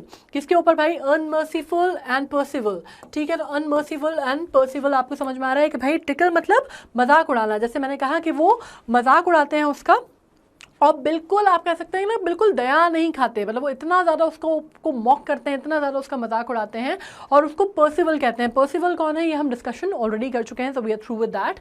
They all start laughing in the red wagon. उसके बाद जो little wagon है, red wagon, उसमें बैठ के उसका मजाक उड़ाते हैं. रीलियो ट्रूलियो किसका मजाक उड़ाते हैं, कावर्डली ड्रैगन का. Belinda giggled till she shook the house, and Blink said weak, which is giggling for a mouse. Ink and Mustard Rudely asked his age when Custard cried for a nice safe cage. अब क्या हो रहा है, आपको ये पता चल रहा है कि उसका कितना मजाक उड़ाया जा रहा है. मतलब इतना कि बेलिंडा इतना हंसती है उसके ऊपर कि लिटरली जो घर है वो एकदम लिटरली हिलने लगता है टाइप का, यू नो, इतना हिलते हैं, इतना हंसते हैं. और उसके बाद अगर आप बात करते हैं तो ब्लिंक जो है वो वीक कहता है, जो कि गिगलिंग आप कह सकते हैं माउस की जो गिगलिंग होती है उसके जैसी, ठीक है. मस्टर्ड और जो इंक है वो उसकी एज पूछते हैं कि भाई तुम कितने बड़े हो, और कस्टर्ड जो है बेचारा जब अपनी सेफ केज ढूंढ रहा है तो सब लोग उसका मजाक उड़ा रहे हैं. अब इन लाइंस में हमने क्या एक्सप्लेन किया है, इन above lines में the poet says that Belinda would tickle Custard ruthlessly, ठीक है. जैसे मैंने कहा unmercifully, तो उसका जो synonym है वो क्या है यहाँ पे, ruthlessly हमने लिखा है, ठीक है. Ink, Blink and Mustard called Custard Percival. In the little red wagon they all sat laughing at the poor cowardly Custard. Belinda would also laugh. Blink too giggled in the way that the mouse does. When Custard cried for the nice place safe, nice safe cage, Ink and Mustard asked his age politely. यहाँ पे हमने politely लिख दिया. Politely जो है थोड़ा सा यहाँ पे सटायरिकली लिखा गया है, मतलब लिटरली वो पोलाइटली पूछ नहीं रहे हैं, ठीक है. मतलब आपको मालूम है कि उसकी एज से वो क्या पता करना चाह रहे हैं, उसका मजाक नहीं उड़ाते कि भाई कितने बड़े हो तुम, इतना डरते हो अभी से, कितने बड़े हो तुम, उस सेंस में पूछा जा रहा है. तो यहाँ पे पोलाइटली जो है ये सरकास्टिकली लिखा गया है, ठीक है.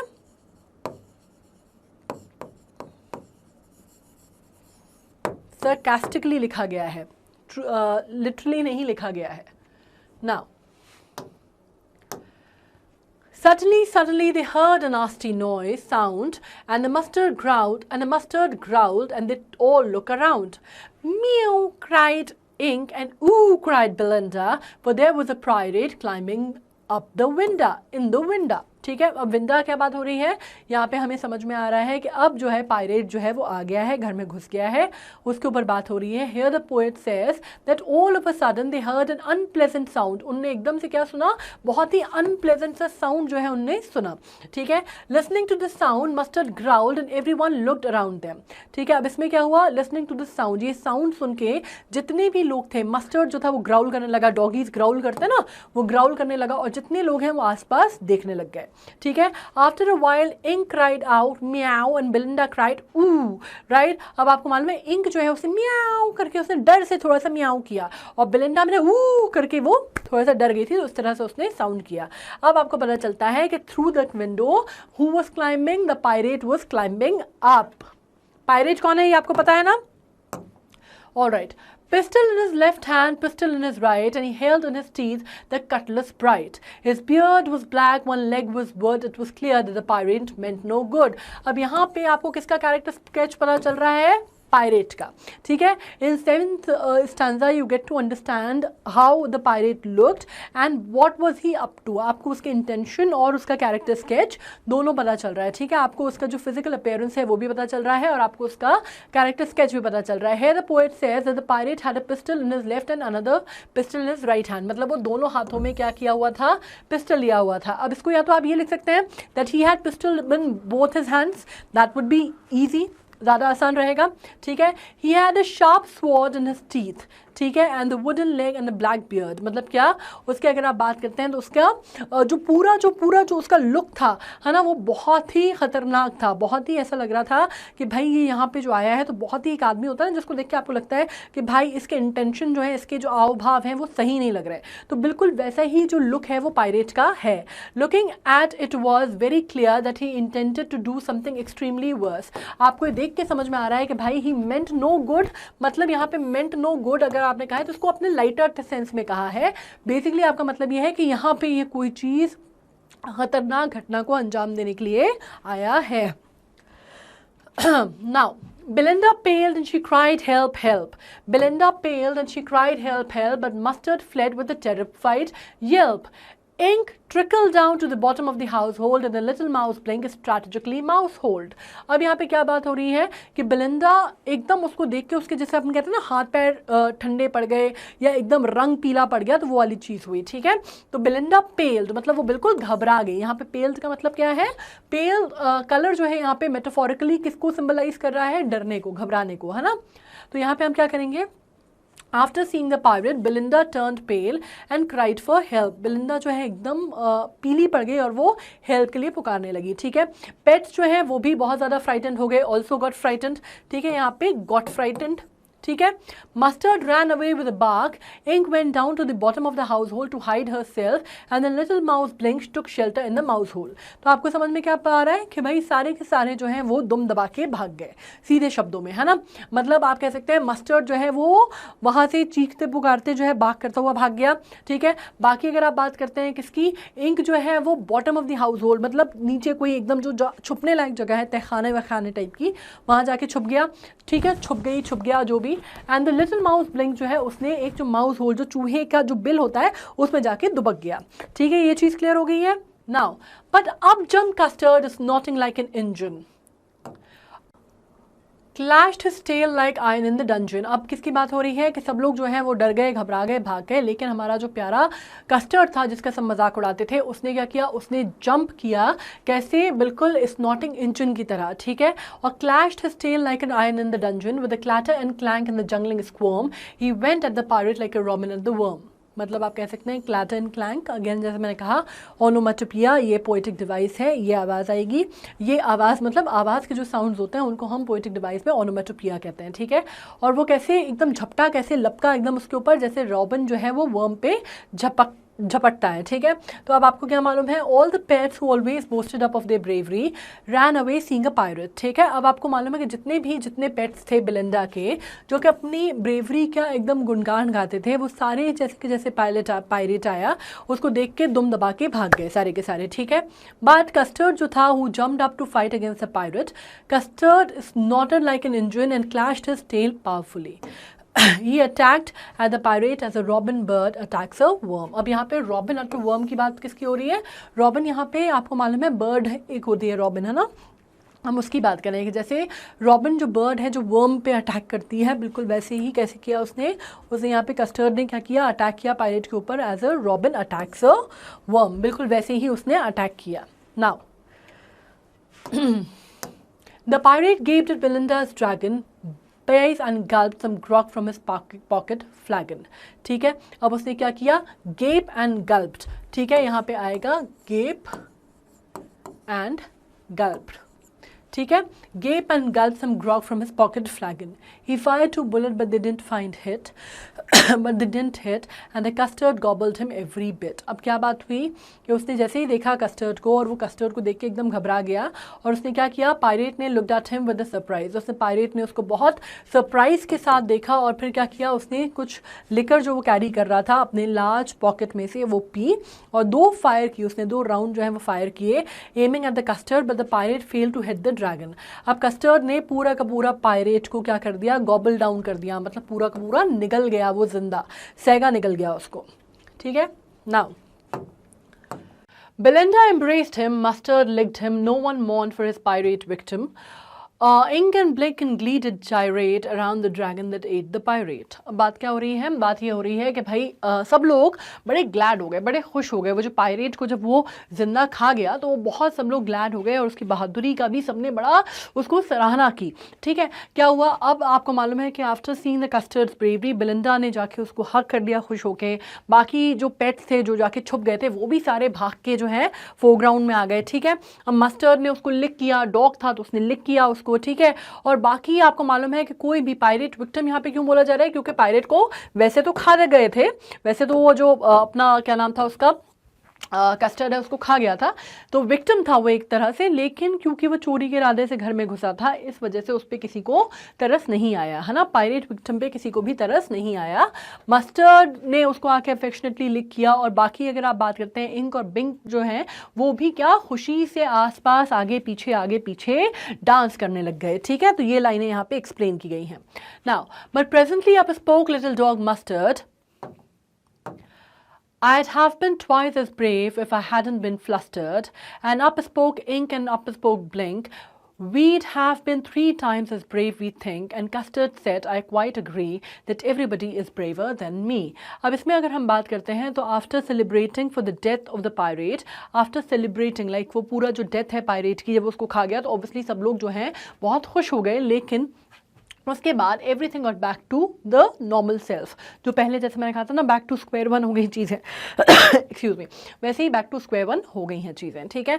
मस्टर्ड क्या कहने लगा, मस्टर्ड कहने लगा कि भाई मैं तो बहुत बहादुर हूँ और मैंने तो बिल्कुल, अगर मैं पजल्ड या फ्लस्टर्ड नहीं हो जाता तो मैंने तो अपनी ब्रेवरी के जो जलवे हैं वो दिखाई देने थे, ठीक है। उसने कहा मैं डबली ब्रेव होता अगर मैं पजल नहीं होता या मैं फ्रस्ट्रेटेड या फ्लस्टर्ड नहीं होता, ठीक है। इस पे इंक और ब्लिंक भी कहते हैं कि वो, अगर आप कहते हैं कि they have been thrice as brave, उन्होंने कहा कि वो जितने ब्रेव हैं उससे कई गुना ज़्यादा उन्होंने ब्रेवरी एक्ट जो है अपना पुट ऑन किया है। और कस्टर्ड जो है बेचारा वो जैसे हमेशा सबकी बात मान लेता है, तो अभी भी उसने सबकी बात मान ली और उसने कहा हाँ मैं मान गया कि तुम सब जो हो मुझसे ज़्यादा बहादुर हो, ठीक है।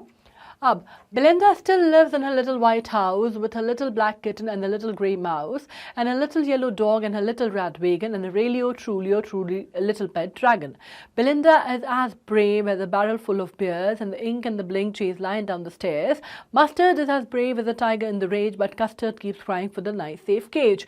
अब ये लास्ट की लाइन्स हैं, इसमें डिफरेंस ये है कि शुरू के जो स्टैंजास हैं बिल्कुल वैसी ही हैं, ठीक है। मतलब यहाँ पे बस इसमें फ़र्क आया है कि वहाँ पे लिफ्ट था और यहाँ पे स्टिल लिव्स हो गया है, ठीक है। तो ये चीज़ हमें ये डिनोट करती है कि इवन आफ्टर कस्टर्ड ने अपनी ब्रेवरी दिखा दी, means he literally projected, right, वो जो उनके घर में जो मुसीबत आई थी, पायरेट आया था, उसको बेचारा खा जाता है, उसके बाद भी मतलब बाकी सारे जो है ये लोग अपनी शेखी बघारते रहते हैं, उसने अपना प्रैक्टिकली अपनी वो चीज़ दिखा दी, शो कर दी, लेकिन उसके बाद भी everything came down back to the zero. अभी भी फिर जो है बेलिंडा जो है वो उन्हीं की इंक, ब्लिंक और मस्टर्ड की बात में आ गई, और अभी भी वो कस्टर्ड को क्या समझती है, डरपोक समझने लग गई। दोबारा से जैसी चीज़ें थी वैसी के वैसी हो गई चीज़ें, दोबारा जिसको हम कहते हैं स्क्वायर वन पे चली गई।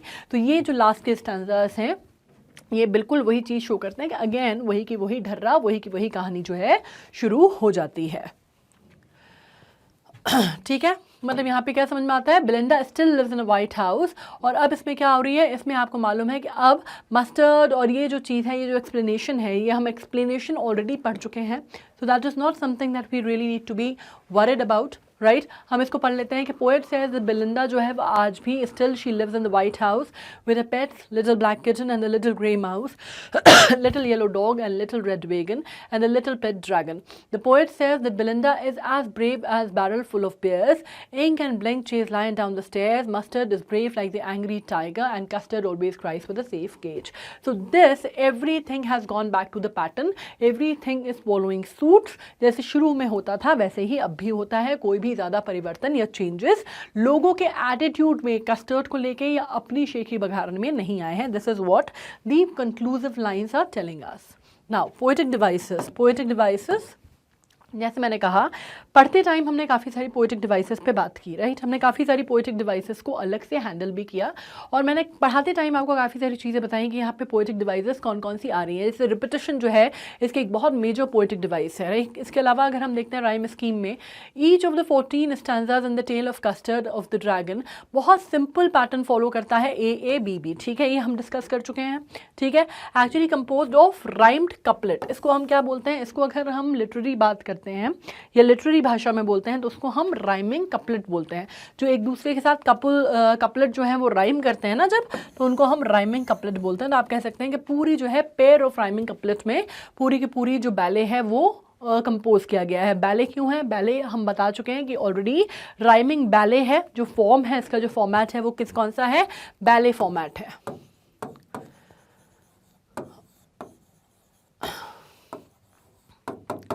ठीक है, बैले फॉर्मेट है। इसके अलावा अगर हम बात करते हैं तो ऑक्सीमोरॉन क्या होता है, जब हम बात करते हैं दो कॉन्ट्रास्टिंग चीज़ें जब आप उनको एक साथ रख देते हैं तो उसको हम फिगर्स ऑफ स्पीच में कहते हैं ऑक्सीमोरॉन, ठीक है। मतलब दो कॉन्ट्रास्टिंग चीज़ें, जैसे मैंने अगर कहा आपसे डेफनिंग साइलेंस, ठीक है, तो डेफनिंग हो सकता है या साइलेंस हो सकता है, ठीक है। तो आप किसकी बात कर रहे हैं कि डेफनिंग साइलेंस, मतलब ये चीज़ हमने साथ रख दी है। मैं कहूँ स्वीट पेन, ठीक है, तो आपको मालूम है स्वीट हो सकता है या पेन हो सकता है, लेकिन जब दो कॉन्ट्रास्टिंग एलिमेंट्स एक दूसरे के साथ आते हैं, एक दूसरे के जक्सटापोजिशन में आते हैं, तब हम उसको कहते हैं ऑक्सीमोरॉन, ठीक है। अब इस पोएम में अगर आप बात करते हैं तो आपको एक समझ में आ रहा है, when he rights the pet phrase pet dragon, ठीक है, ड्रैगन और पेट, अगर आपको मालूम है कि ड्रैगन जो है वो बहुत डेंजरस क्रीचर्स हैं, ठीक है, और इसलिए it is hard to believe that they can be domesticated and kept as a pet, right. तो ये अपने आप में ऑक्सीमोरॉनिक है, ठीक है। नेक्स्ट, सिमिलीज तो बहुत ज़्यादा यूज़ की गई हैं। ओवरऑल पोएटिक डिवाइस जो है use when an overt comparison is made between two different things, ठीक है, इसको हम कहते हैं सिमिली। अब इस पोएम में अगर हम देखते हैं तो डिवाइस ऑफ सिमिली जो है थर्ड लाइन में, ठीक है, सेकंड स्टैंजा में कंपेयर किया गया है, जब बेलिंडाज डॉग को मस्टर्ड के साथ कंपेयर किया गया है, ठीक है, शार्प एज मस्टर्ड लिखा है ना, तो शार्प एज मस्टर्ड जब ये लिखा गया है तो ये शार्प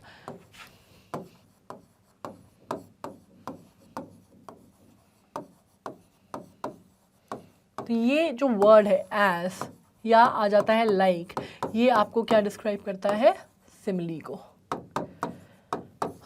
ठीक है, ये चीज़ क्लियर हो गई हमको। नाउ अगर आप कह देते हैं कि also use the word as while making the comparison, the poet also uses the device in third line of the third stanza when he compares the dragon's mouth with fireplace, ठीक है, जब उसको कहा जाता है कि उसका mouth जो है फायर प्लेस जैसा है, आपको वो भी समझ में आ जाता है, ठीक है। तो एज एंड लाइक दोनों ही शब्द जो हैं वो जब कंपेरिजन में आता है और हम उनको यूज़ करते हैं तो वो हमारी पोएटिक डिवाइस में सिमिली कहा जाता है उनको, ठीक है, similar, like similar is simile, उससे आप याद रख सकते हैं।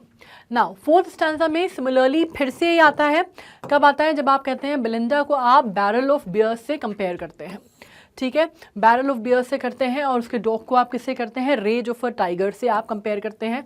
ठीक है, इसी तरह ड्रैगन को कंपेयर किया जाता है इंजन से, और रॉबिन जैसे आपने बात की थी, तो यहाँ पे रॉबिन किसकी बात करते हैं, रॉबिन जैसे वर्म्स पे झपट्टा मारता है उसकी हमने बात की थी। ठीक है, रॉबिन बर्ड की बात हो रही है, रॉबिन बर्ड का रेफरेंस यहाँ पे दिया गया है। तो अगर आपको ये बात करते हैं आयरन इन दी डंजन्स, ठीक है, तो ये सारी जो चीज़ें हैं, ये जो पोएटिक डिवाइसेस यहाँ यूज़ हो रही हैं, ये आपको समझ में आ रहा है कि कंपेरेटिव है, और कंपेरेटिव है तो हमें समझ में आ रहा है कि सिमिली का इस्तेमाल किया गया है। अब मेटाफर भी यहाँ पे बहुत ज़्यादा यूज़ किया गया है। अब मेटाफर एंड सिमिली सबसे कॉमन या सबसे आसान, जो समझने में सबसे आसान होते हैं, वो पोएटिक डिवाइसेस माने जाते हैं जब फिगर्स ऑफ स्पीच की बात की जाती है। अब इसमें अगर मैं आपसे बात करूँ तो मेटाफर कौन से होते हैं, मेटाफर होते हैं बेसिकली आप वो डिवाइसेस जिसमें आपको कंपैरिजन जो है वो ड्रॉ किया जा रहा है दो चीज़ों के बीच में या दो आइडियाज़ के बारे में, लेकिन आप उसको सीधे संबोधित करते हैं उस चीज़ से। ठीक है, अगर मैं कहूँ that he was as brave as a tiger, तो ये सिमिली हो गई। अगर मैं कहूँ ही इज़ अ टाइगर, तो ये मेटाफर हो गया।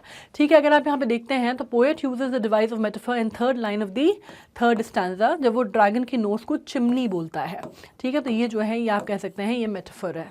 ठीक है, इसके अलावा पर्सोनिफिकेशन का इस्तेमाल बहुत ज़्यादा किया गया है, ये हमें क्लियर होता है। ठीक है, पोएटिक डिवाइस जो यूज़ करता है Bairstow human quality of something that is not human.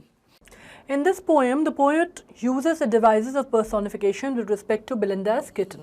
अब इसमें एक चीज़ समझ में आ रहा है हमें कि बेलिंडा की जो किटन या माउस या डॉग या उनके बारे में जो बताया जा रहा है, तो ये जो इंक, ब्लिंक, मस्टर्ड इनका नाम है, राइट। अब इनके साथ एक बहुत सिंपल सी चीज़ है कि इनको आपने पर्सोनिफिकेशन किसको बोलते हैं, जब आप नॉन लिविंग थिंग्स को आप ह्यूमन जो आप बात करते हैं कि आप उनको एज ह्यूमन ट्रीट करते हैं या लिविंग बीइंग ट्रीट करते हैं। लिविंग बीइंग तो खैर बेचारे लिविंग बीइंग तो ये भी होते हैं, लेकिन आप एज अ ह्यूमन इनको या एज अ पर्सन को ट्रीट करते हैं, उसको हम कहते हैं पर्सोनिफिकेशन। ठीक है, मतलब इसमें अगर आप कहते हैं सेकंड स्टैंजा में जब बात की गई है तो उसमें क्या कहा गया कि उनको एक तरह से ह्यूमन एबिलिटी जो है वो बेस्टो की गई है, और कहा गया है कि भाई वो बोल सकते हैं या टीज कर सकते हैं। टीज मतलब छेड़ सकते हैं, जैसे उसमें लिखा गया ना, वो कस्टर्ड से उसकी उम्र पूछते हैं, एज पूछते हैं। तो ये सारी चीज़ें क्या हैं, ये सारी चीज़ें जो हैं, ये सारी पोएटिक डिवाइसेस यहाँ पे आपको समझ में आ रहा है कि ये सब कुछ जो है पर्सोनिफिकेशन का हिस्सा है। ये यहाँ पे जब वो ड्रैगन कहता है कि हाँ, कस्टर्ड जब ये बात मानता है ना कि हाँ मैं मान लेता हूँ भाई कि तुम सारे मुझसे ज़्यादा बहादुर हो, या वो कहते हैं कि अगर मैं ऐसा कर देता, अगर मैं उतना फ्लस्टर्ड नहीं होता। अब जाहिर सी बात है कि ये जो कॉन्वर्सेशन हो रहा है, ये सब कुछ हमें ये शो कर रहा है कि ये as person they are having these conversations, right. So when they are having these conversations as person, as people, तो हमें पता चल रहा है कि एक पोएटिक डिवाइस होती है पर्सोनिफिकेशन, जो कि सीधी सीधी यहाँ पे एम्प्लॉय की जा रही है। नाउ इसमें ओनोमाटोपिया, एनोमाटोपिया मैंने जैसे आपको पहले भी बताया था कि वीक एक आवाज़ आती है जिसमें कहा कि which is a giggling for a mouse.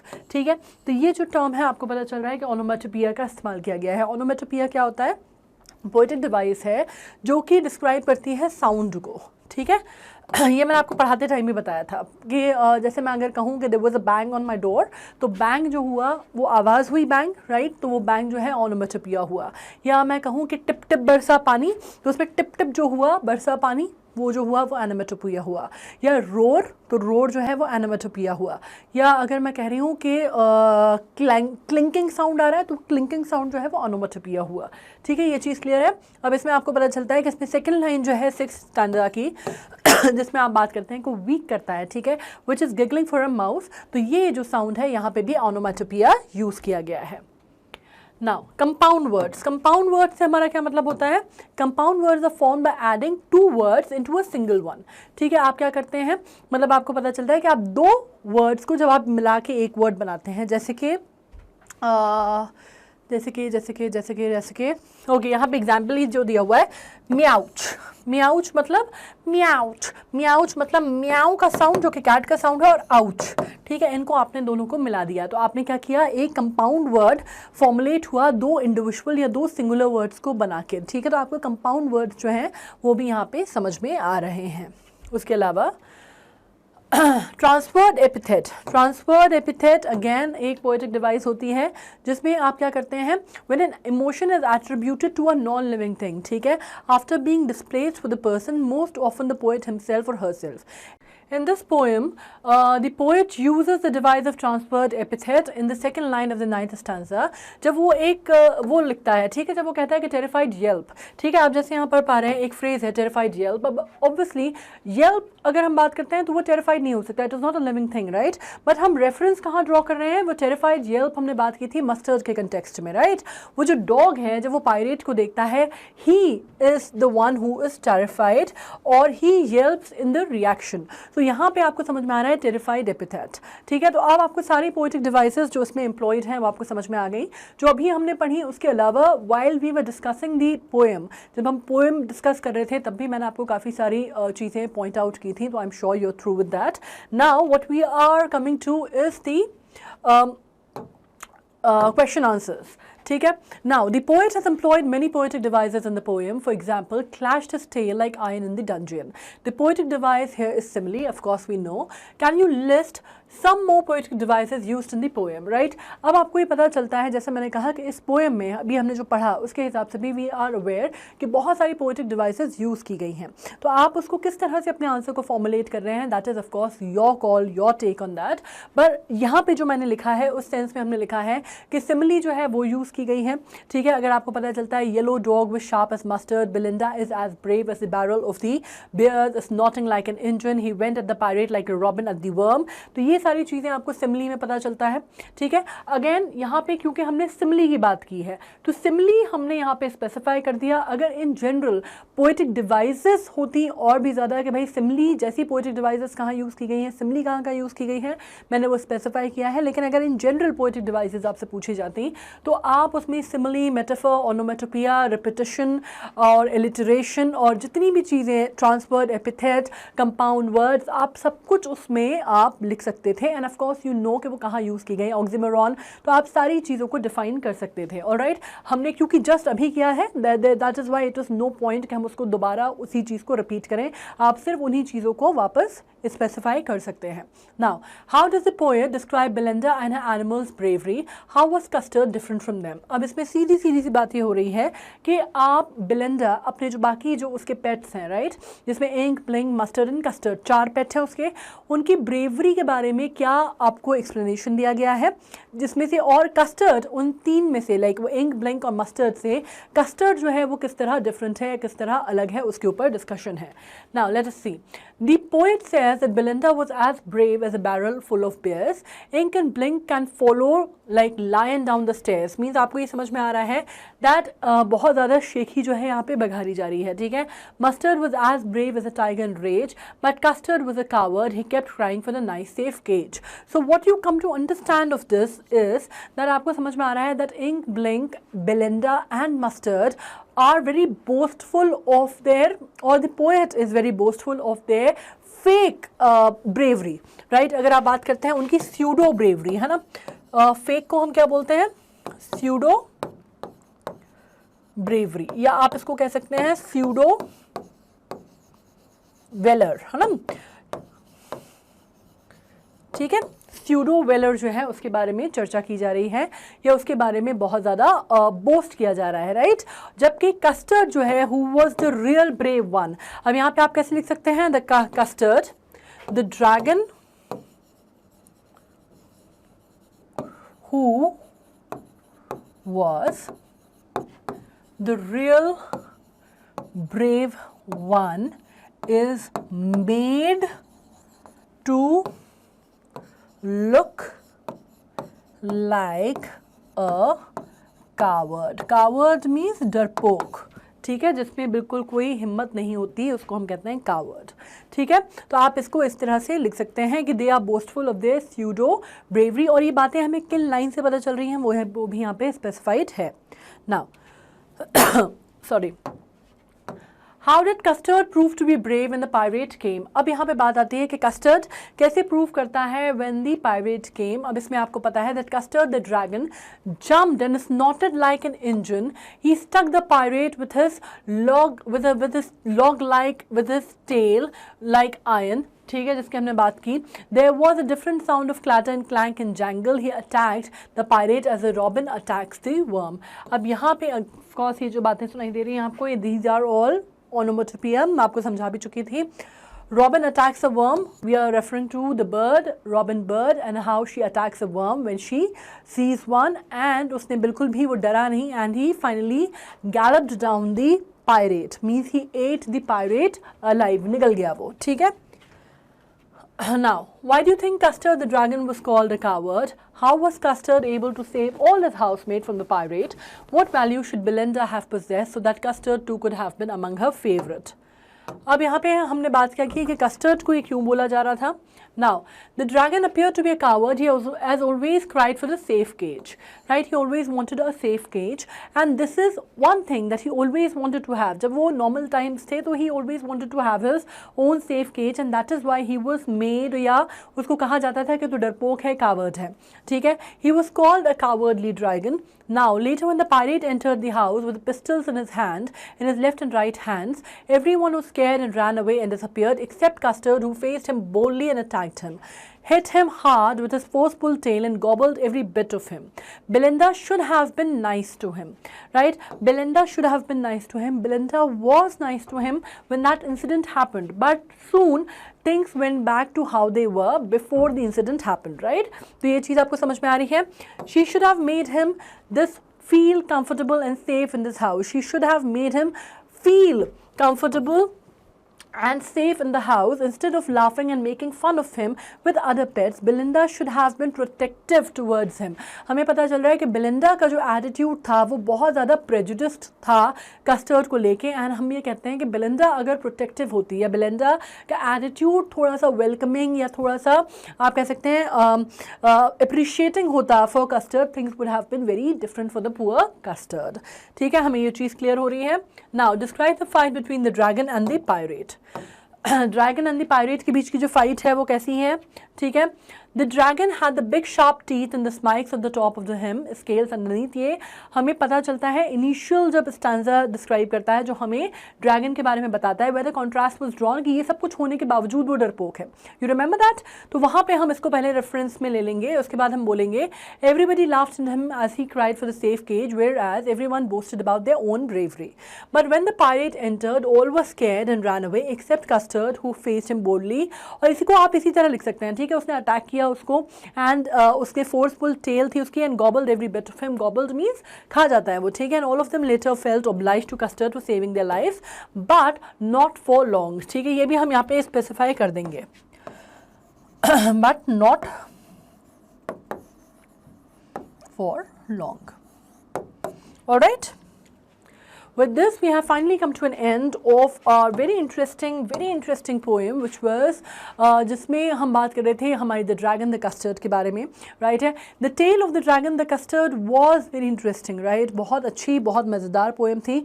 No wonder Nash को इतना अप्रिशिएट किया जाता था फॉर द ह्यूमर, राइट. आपको आई एम श्योर आपने जो भी पढ़ा आपको बहुत अच्छे से समझ में आया होगा, and you are very through with it.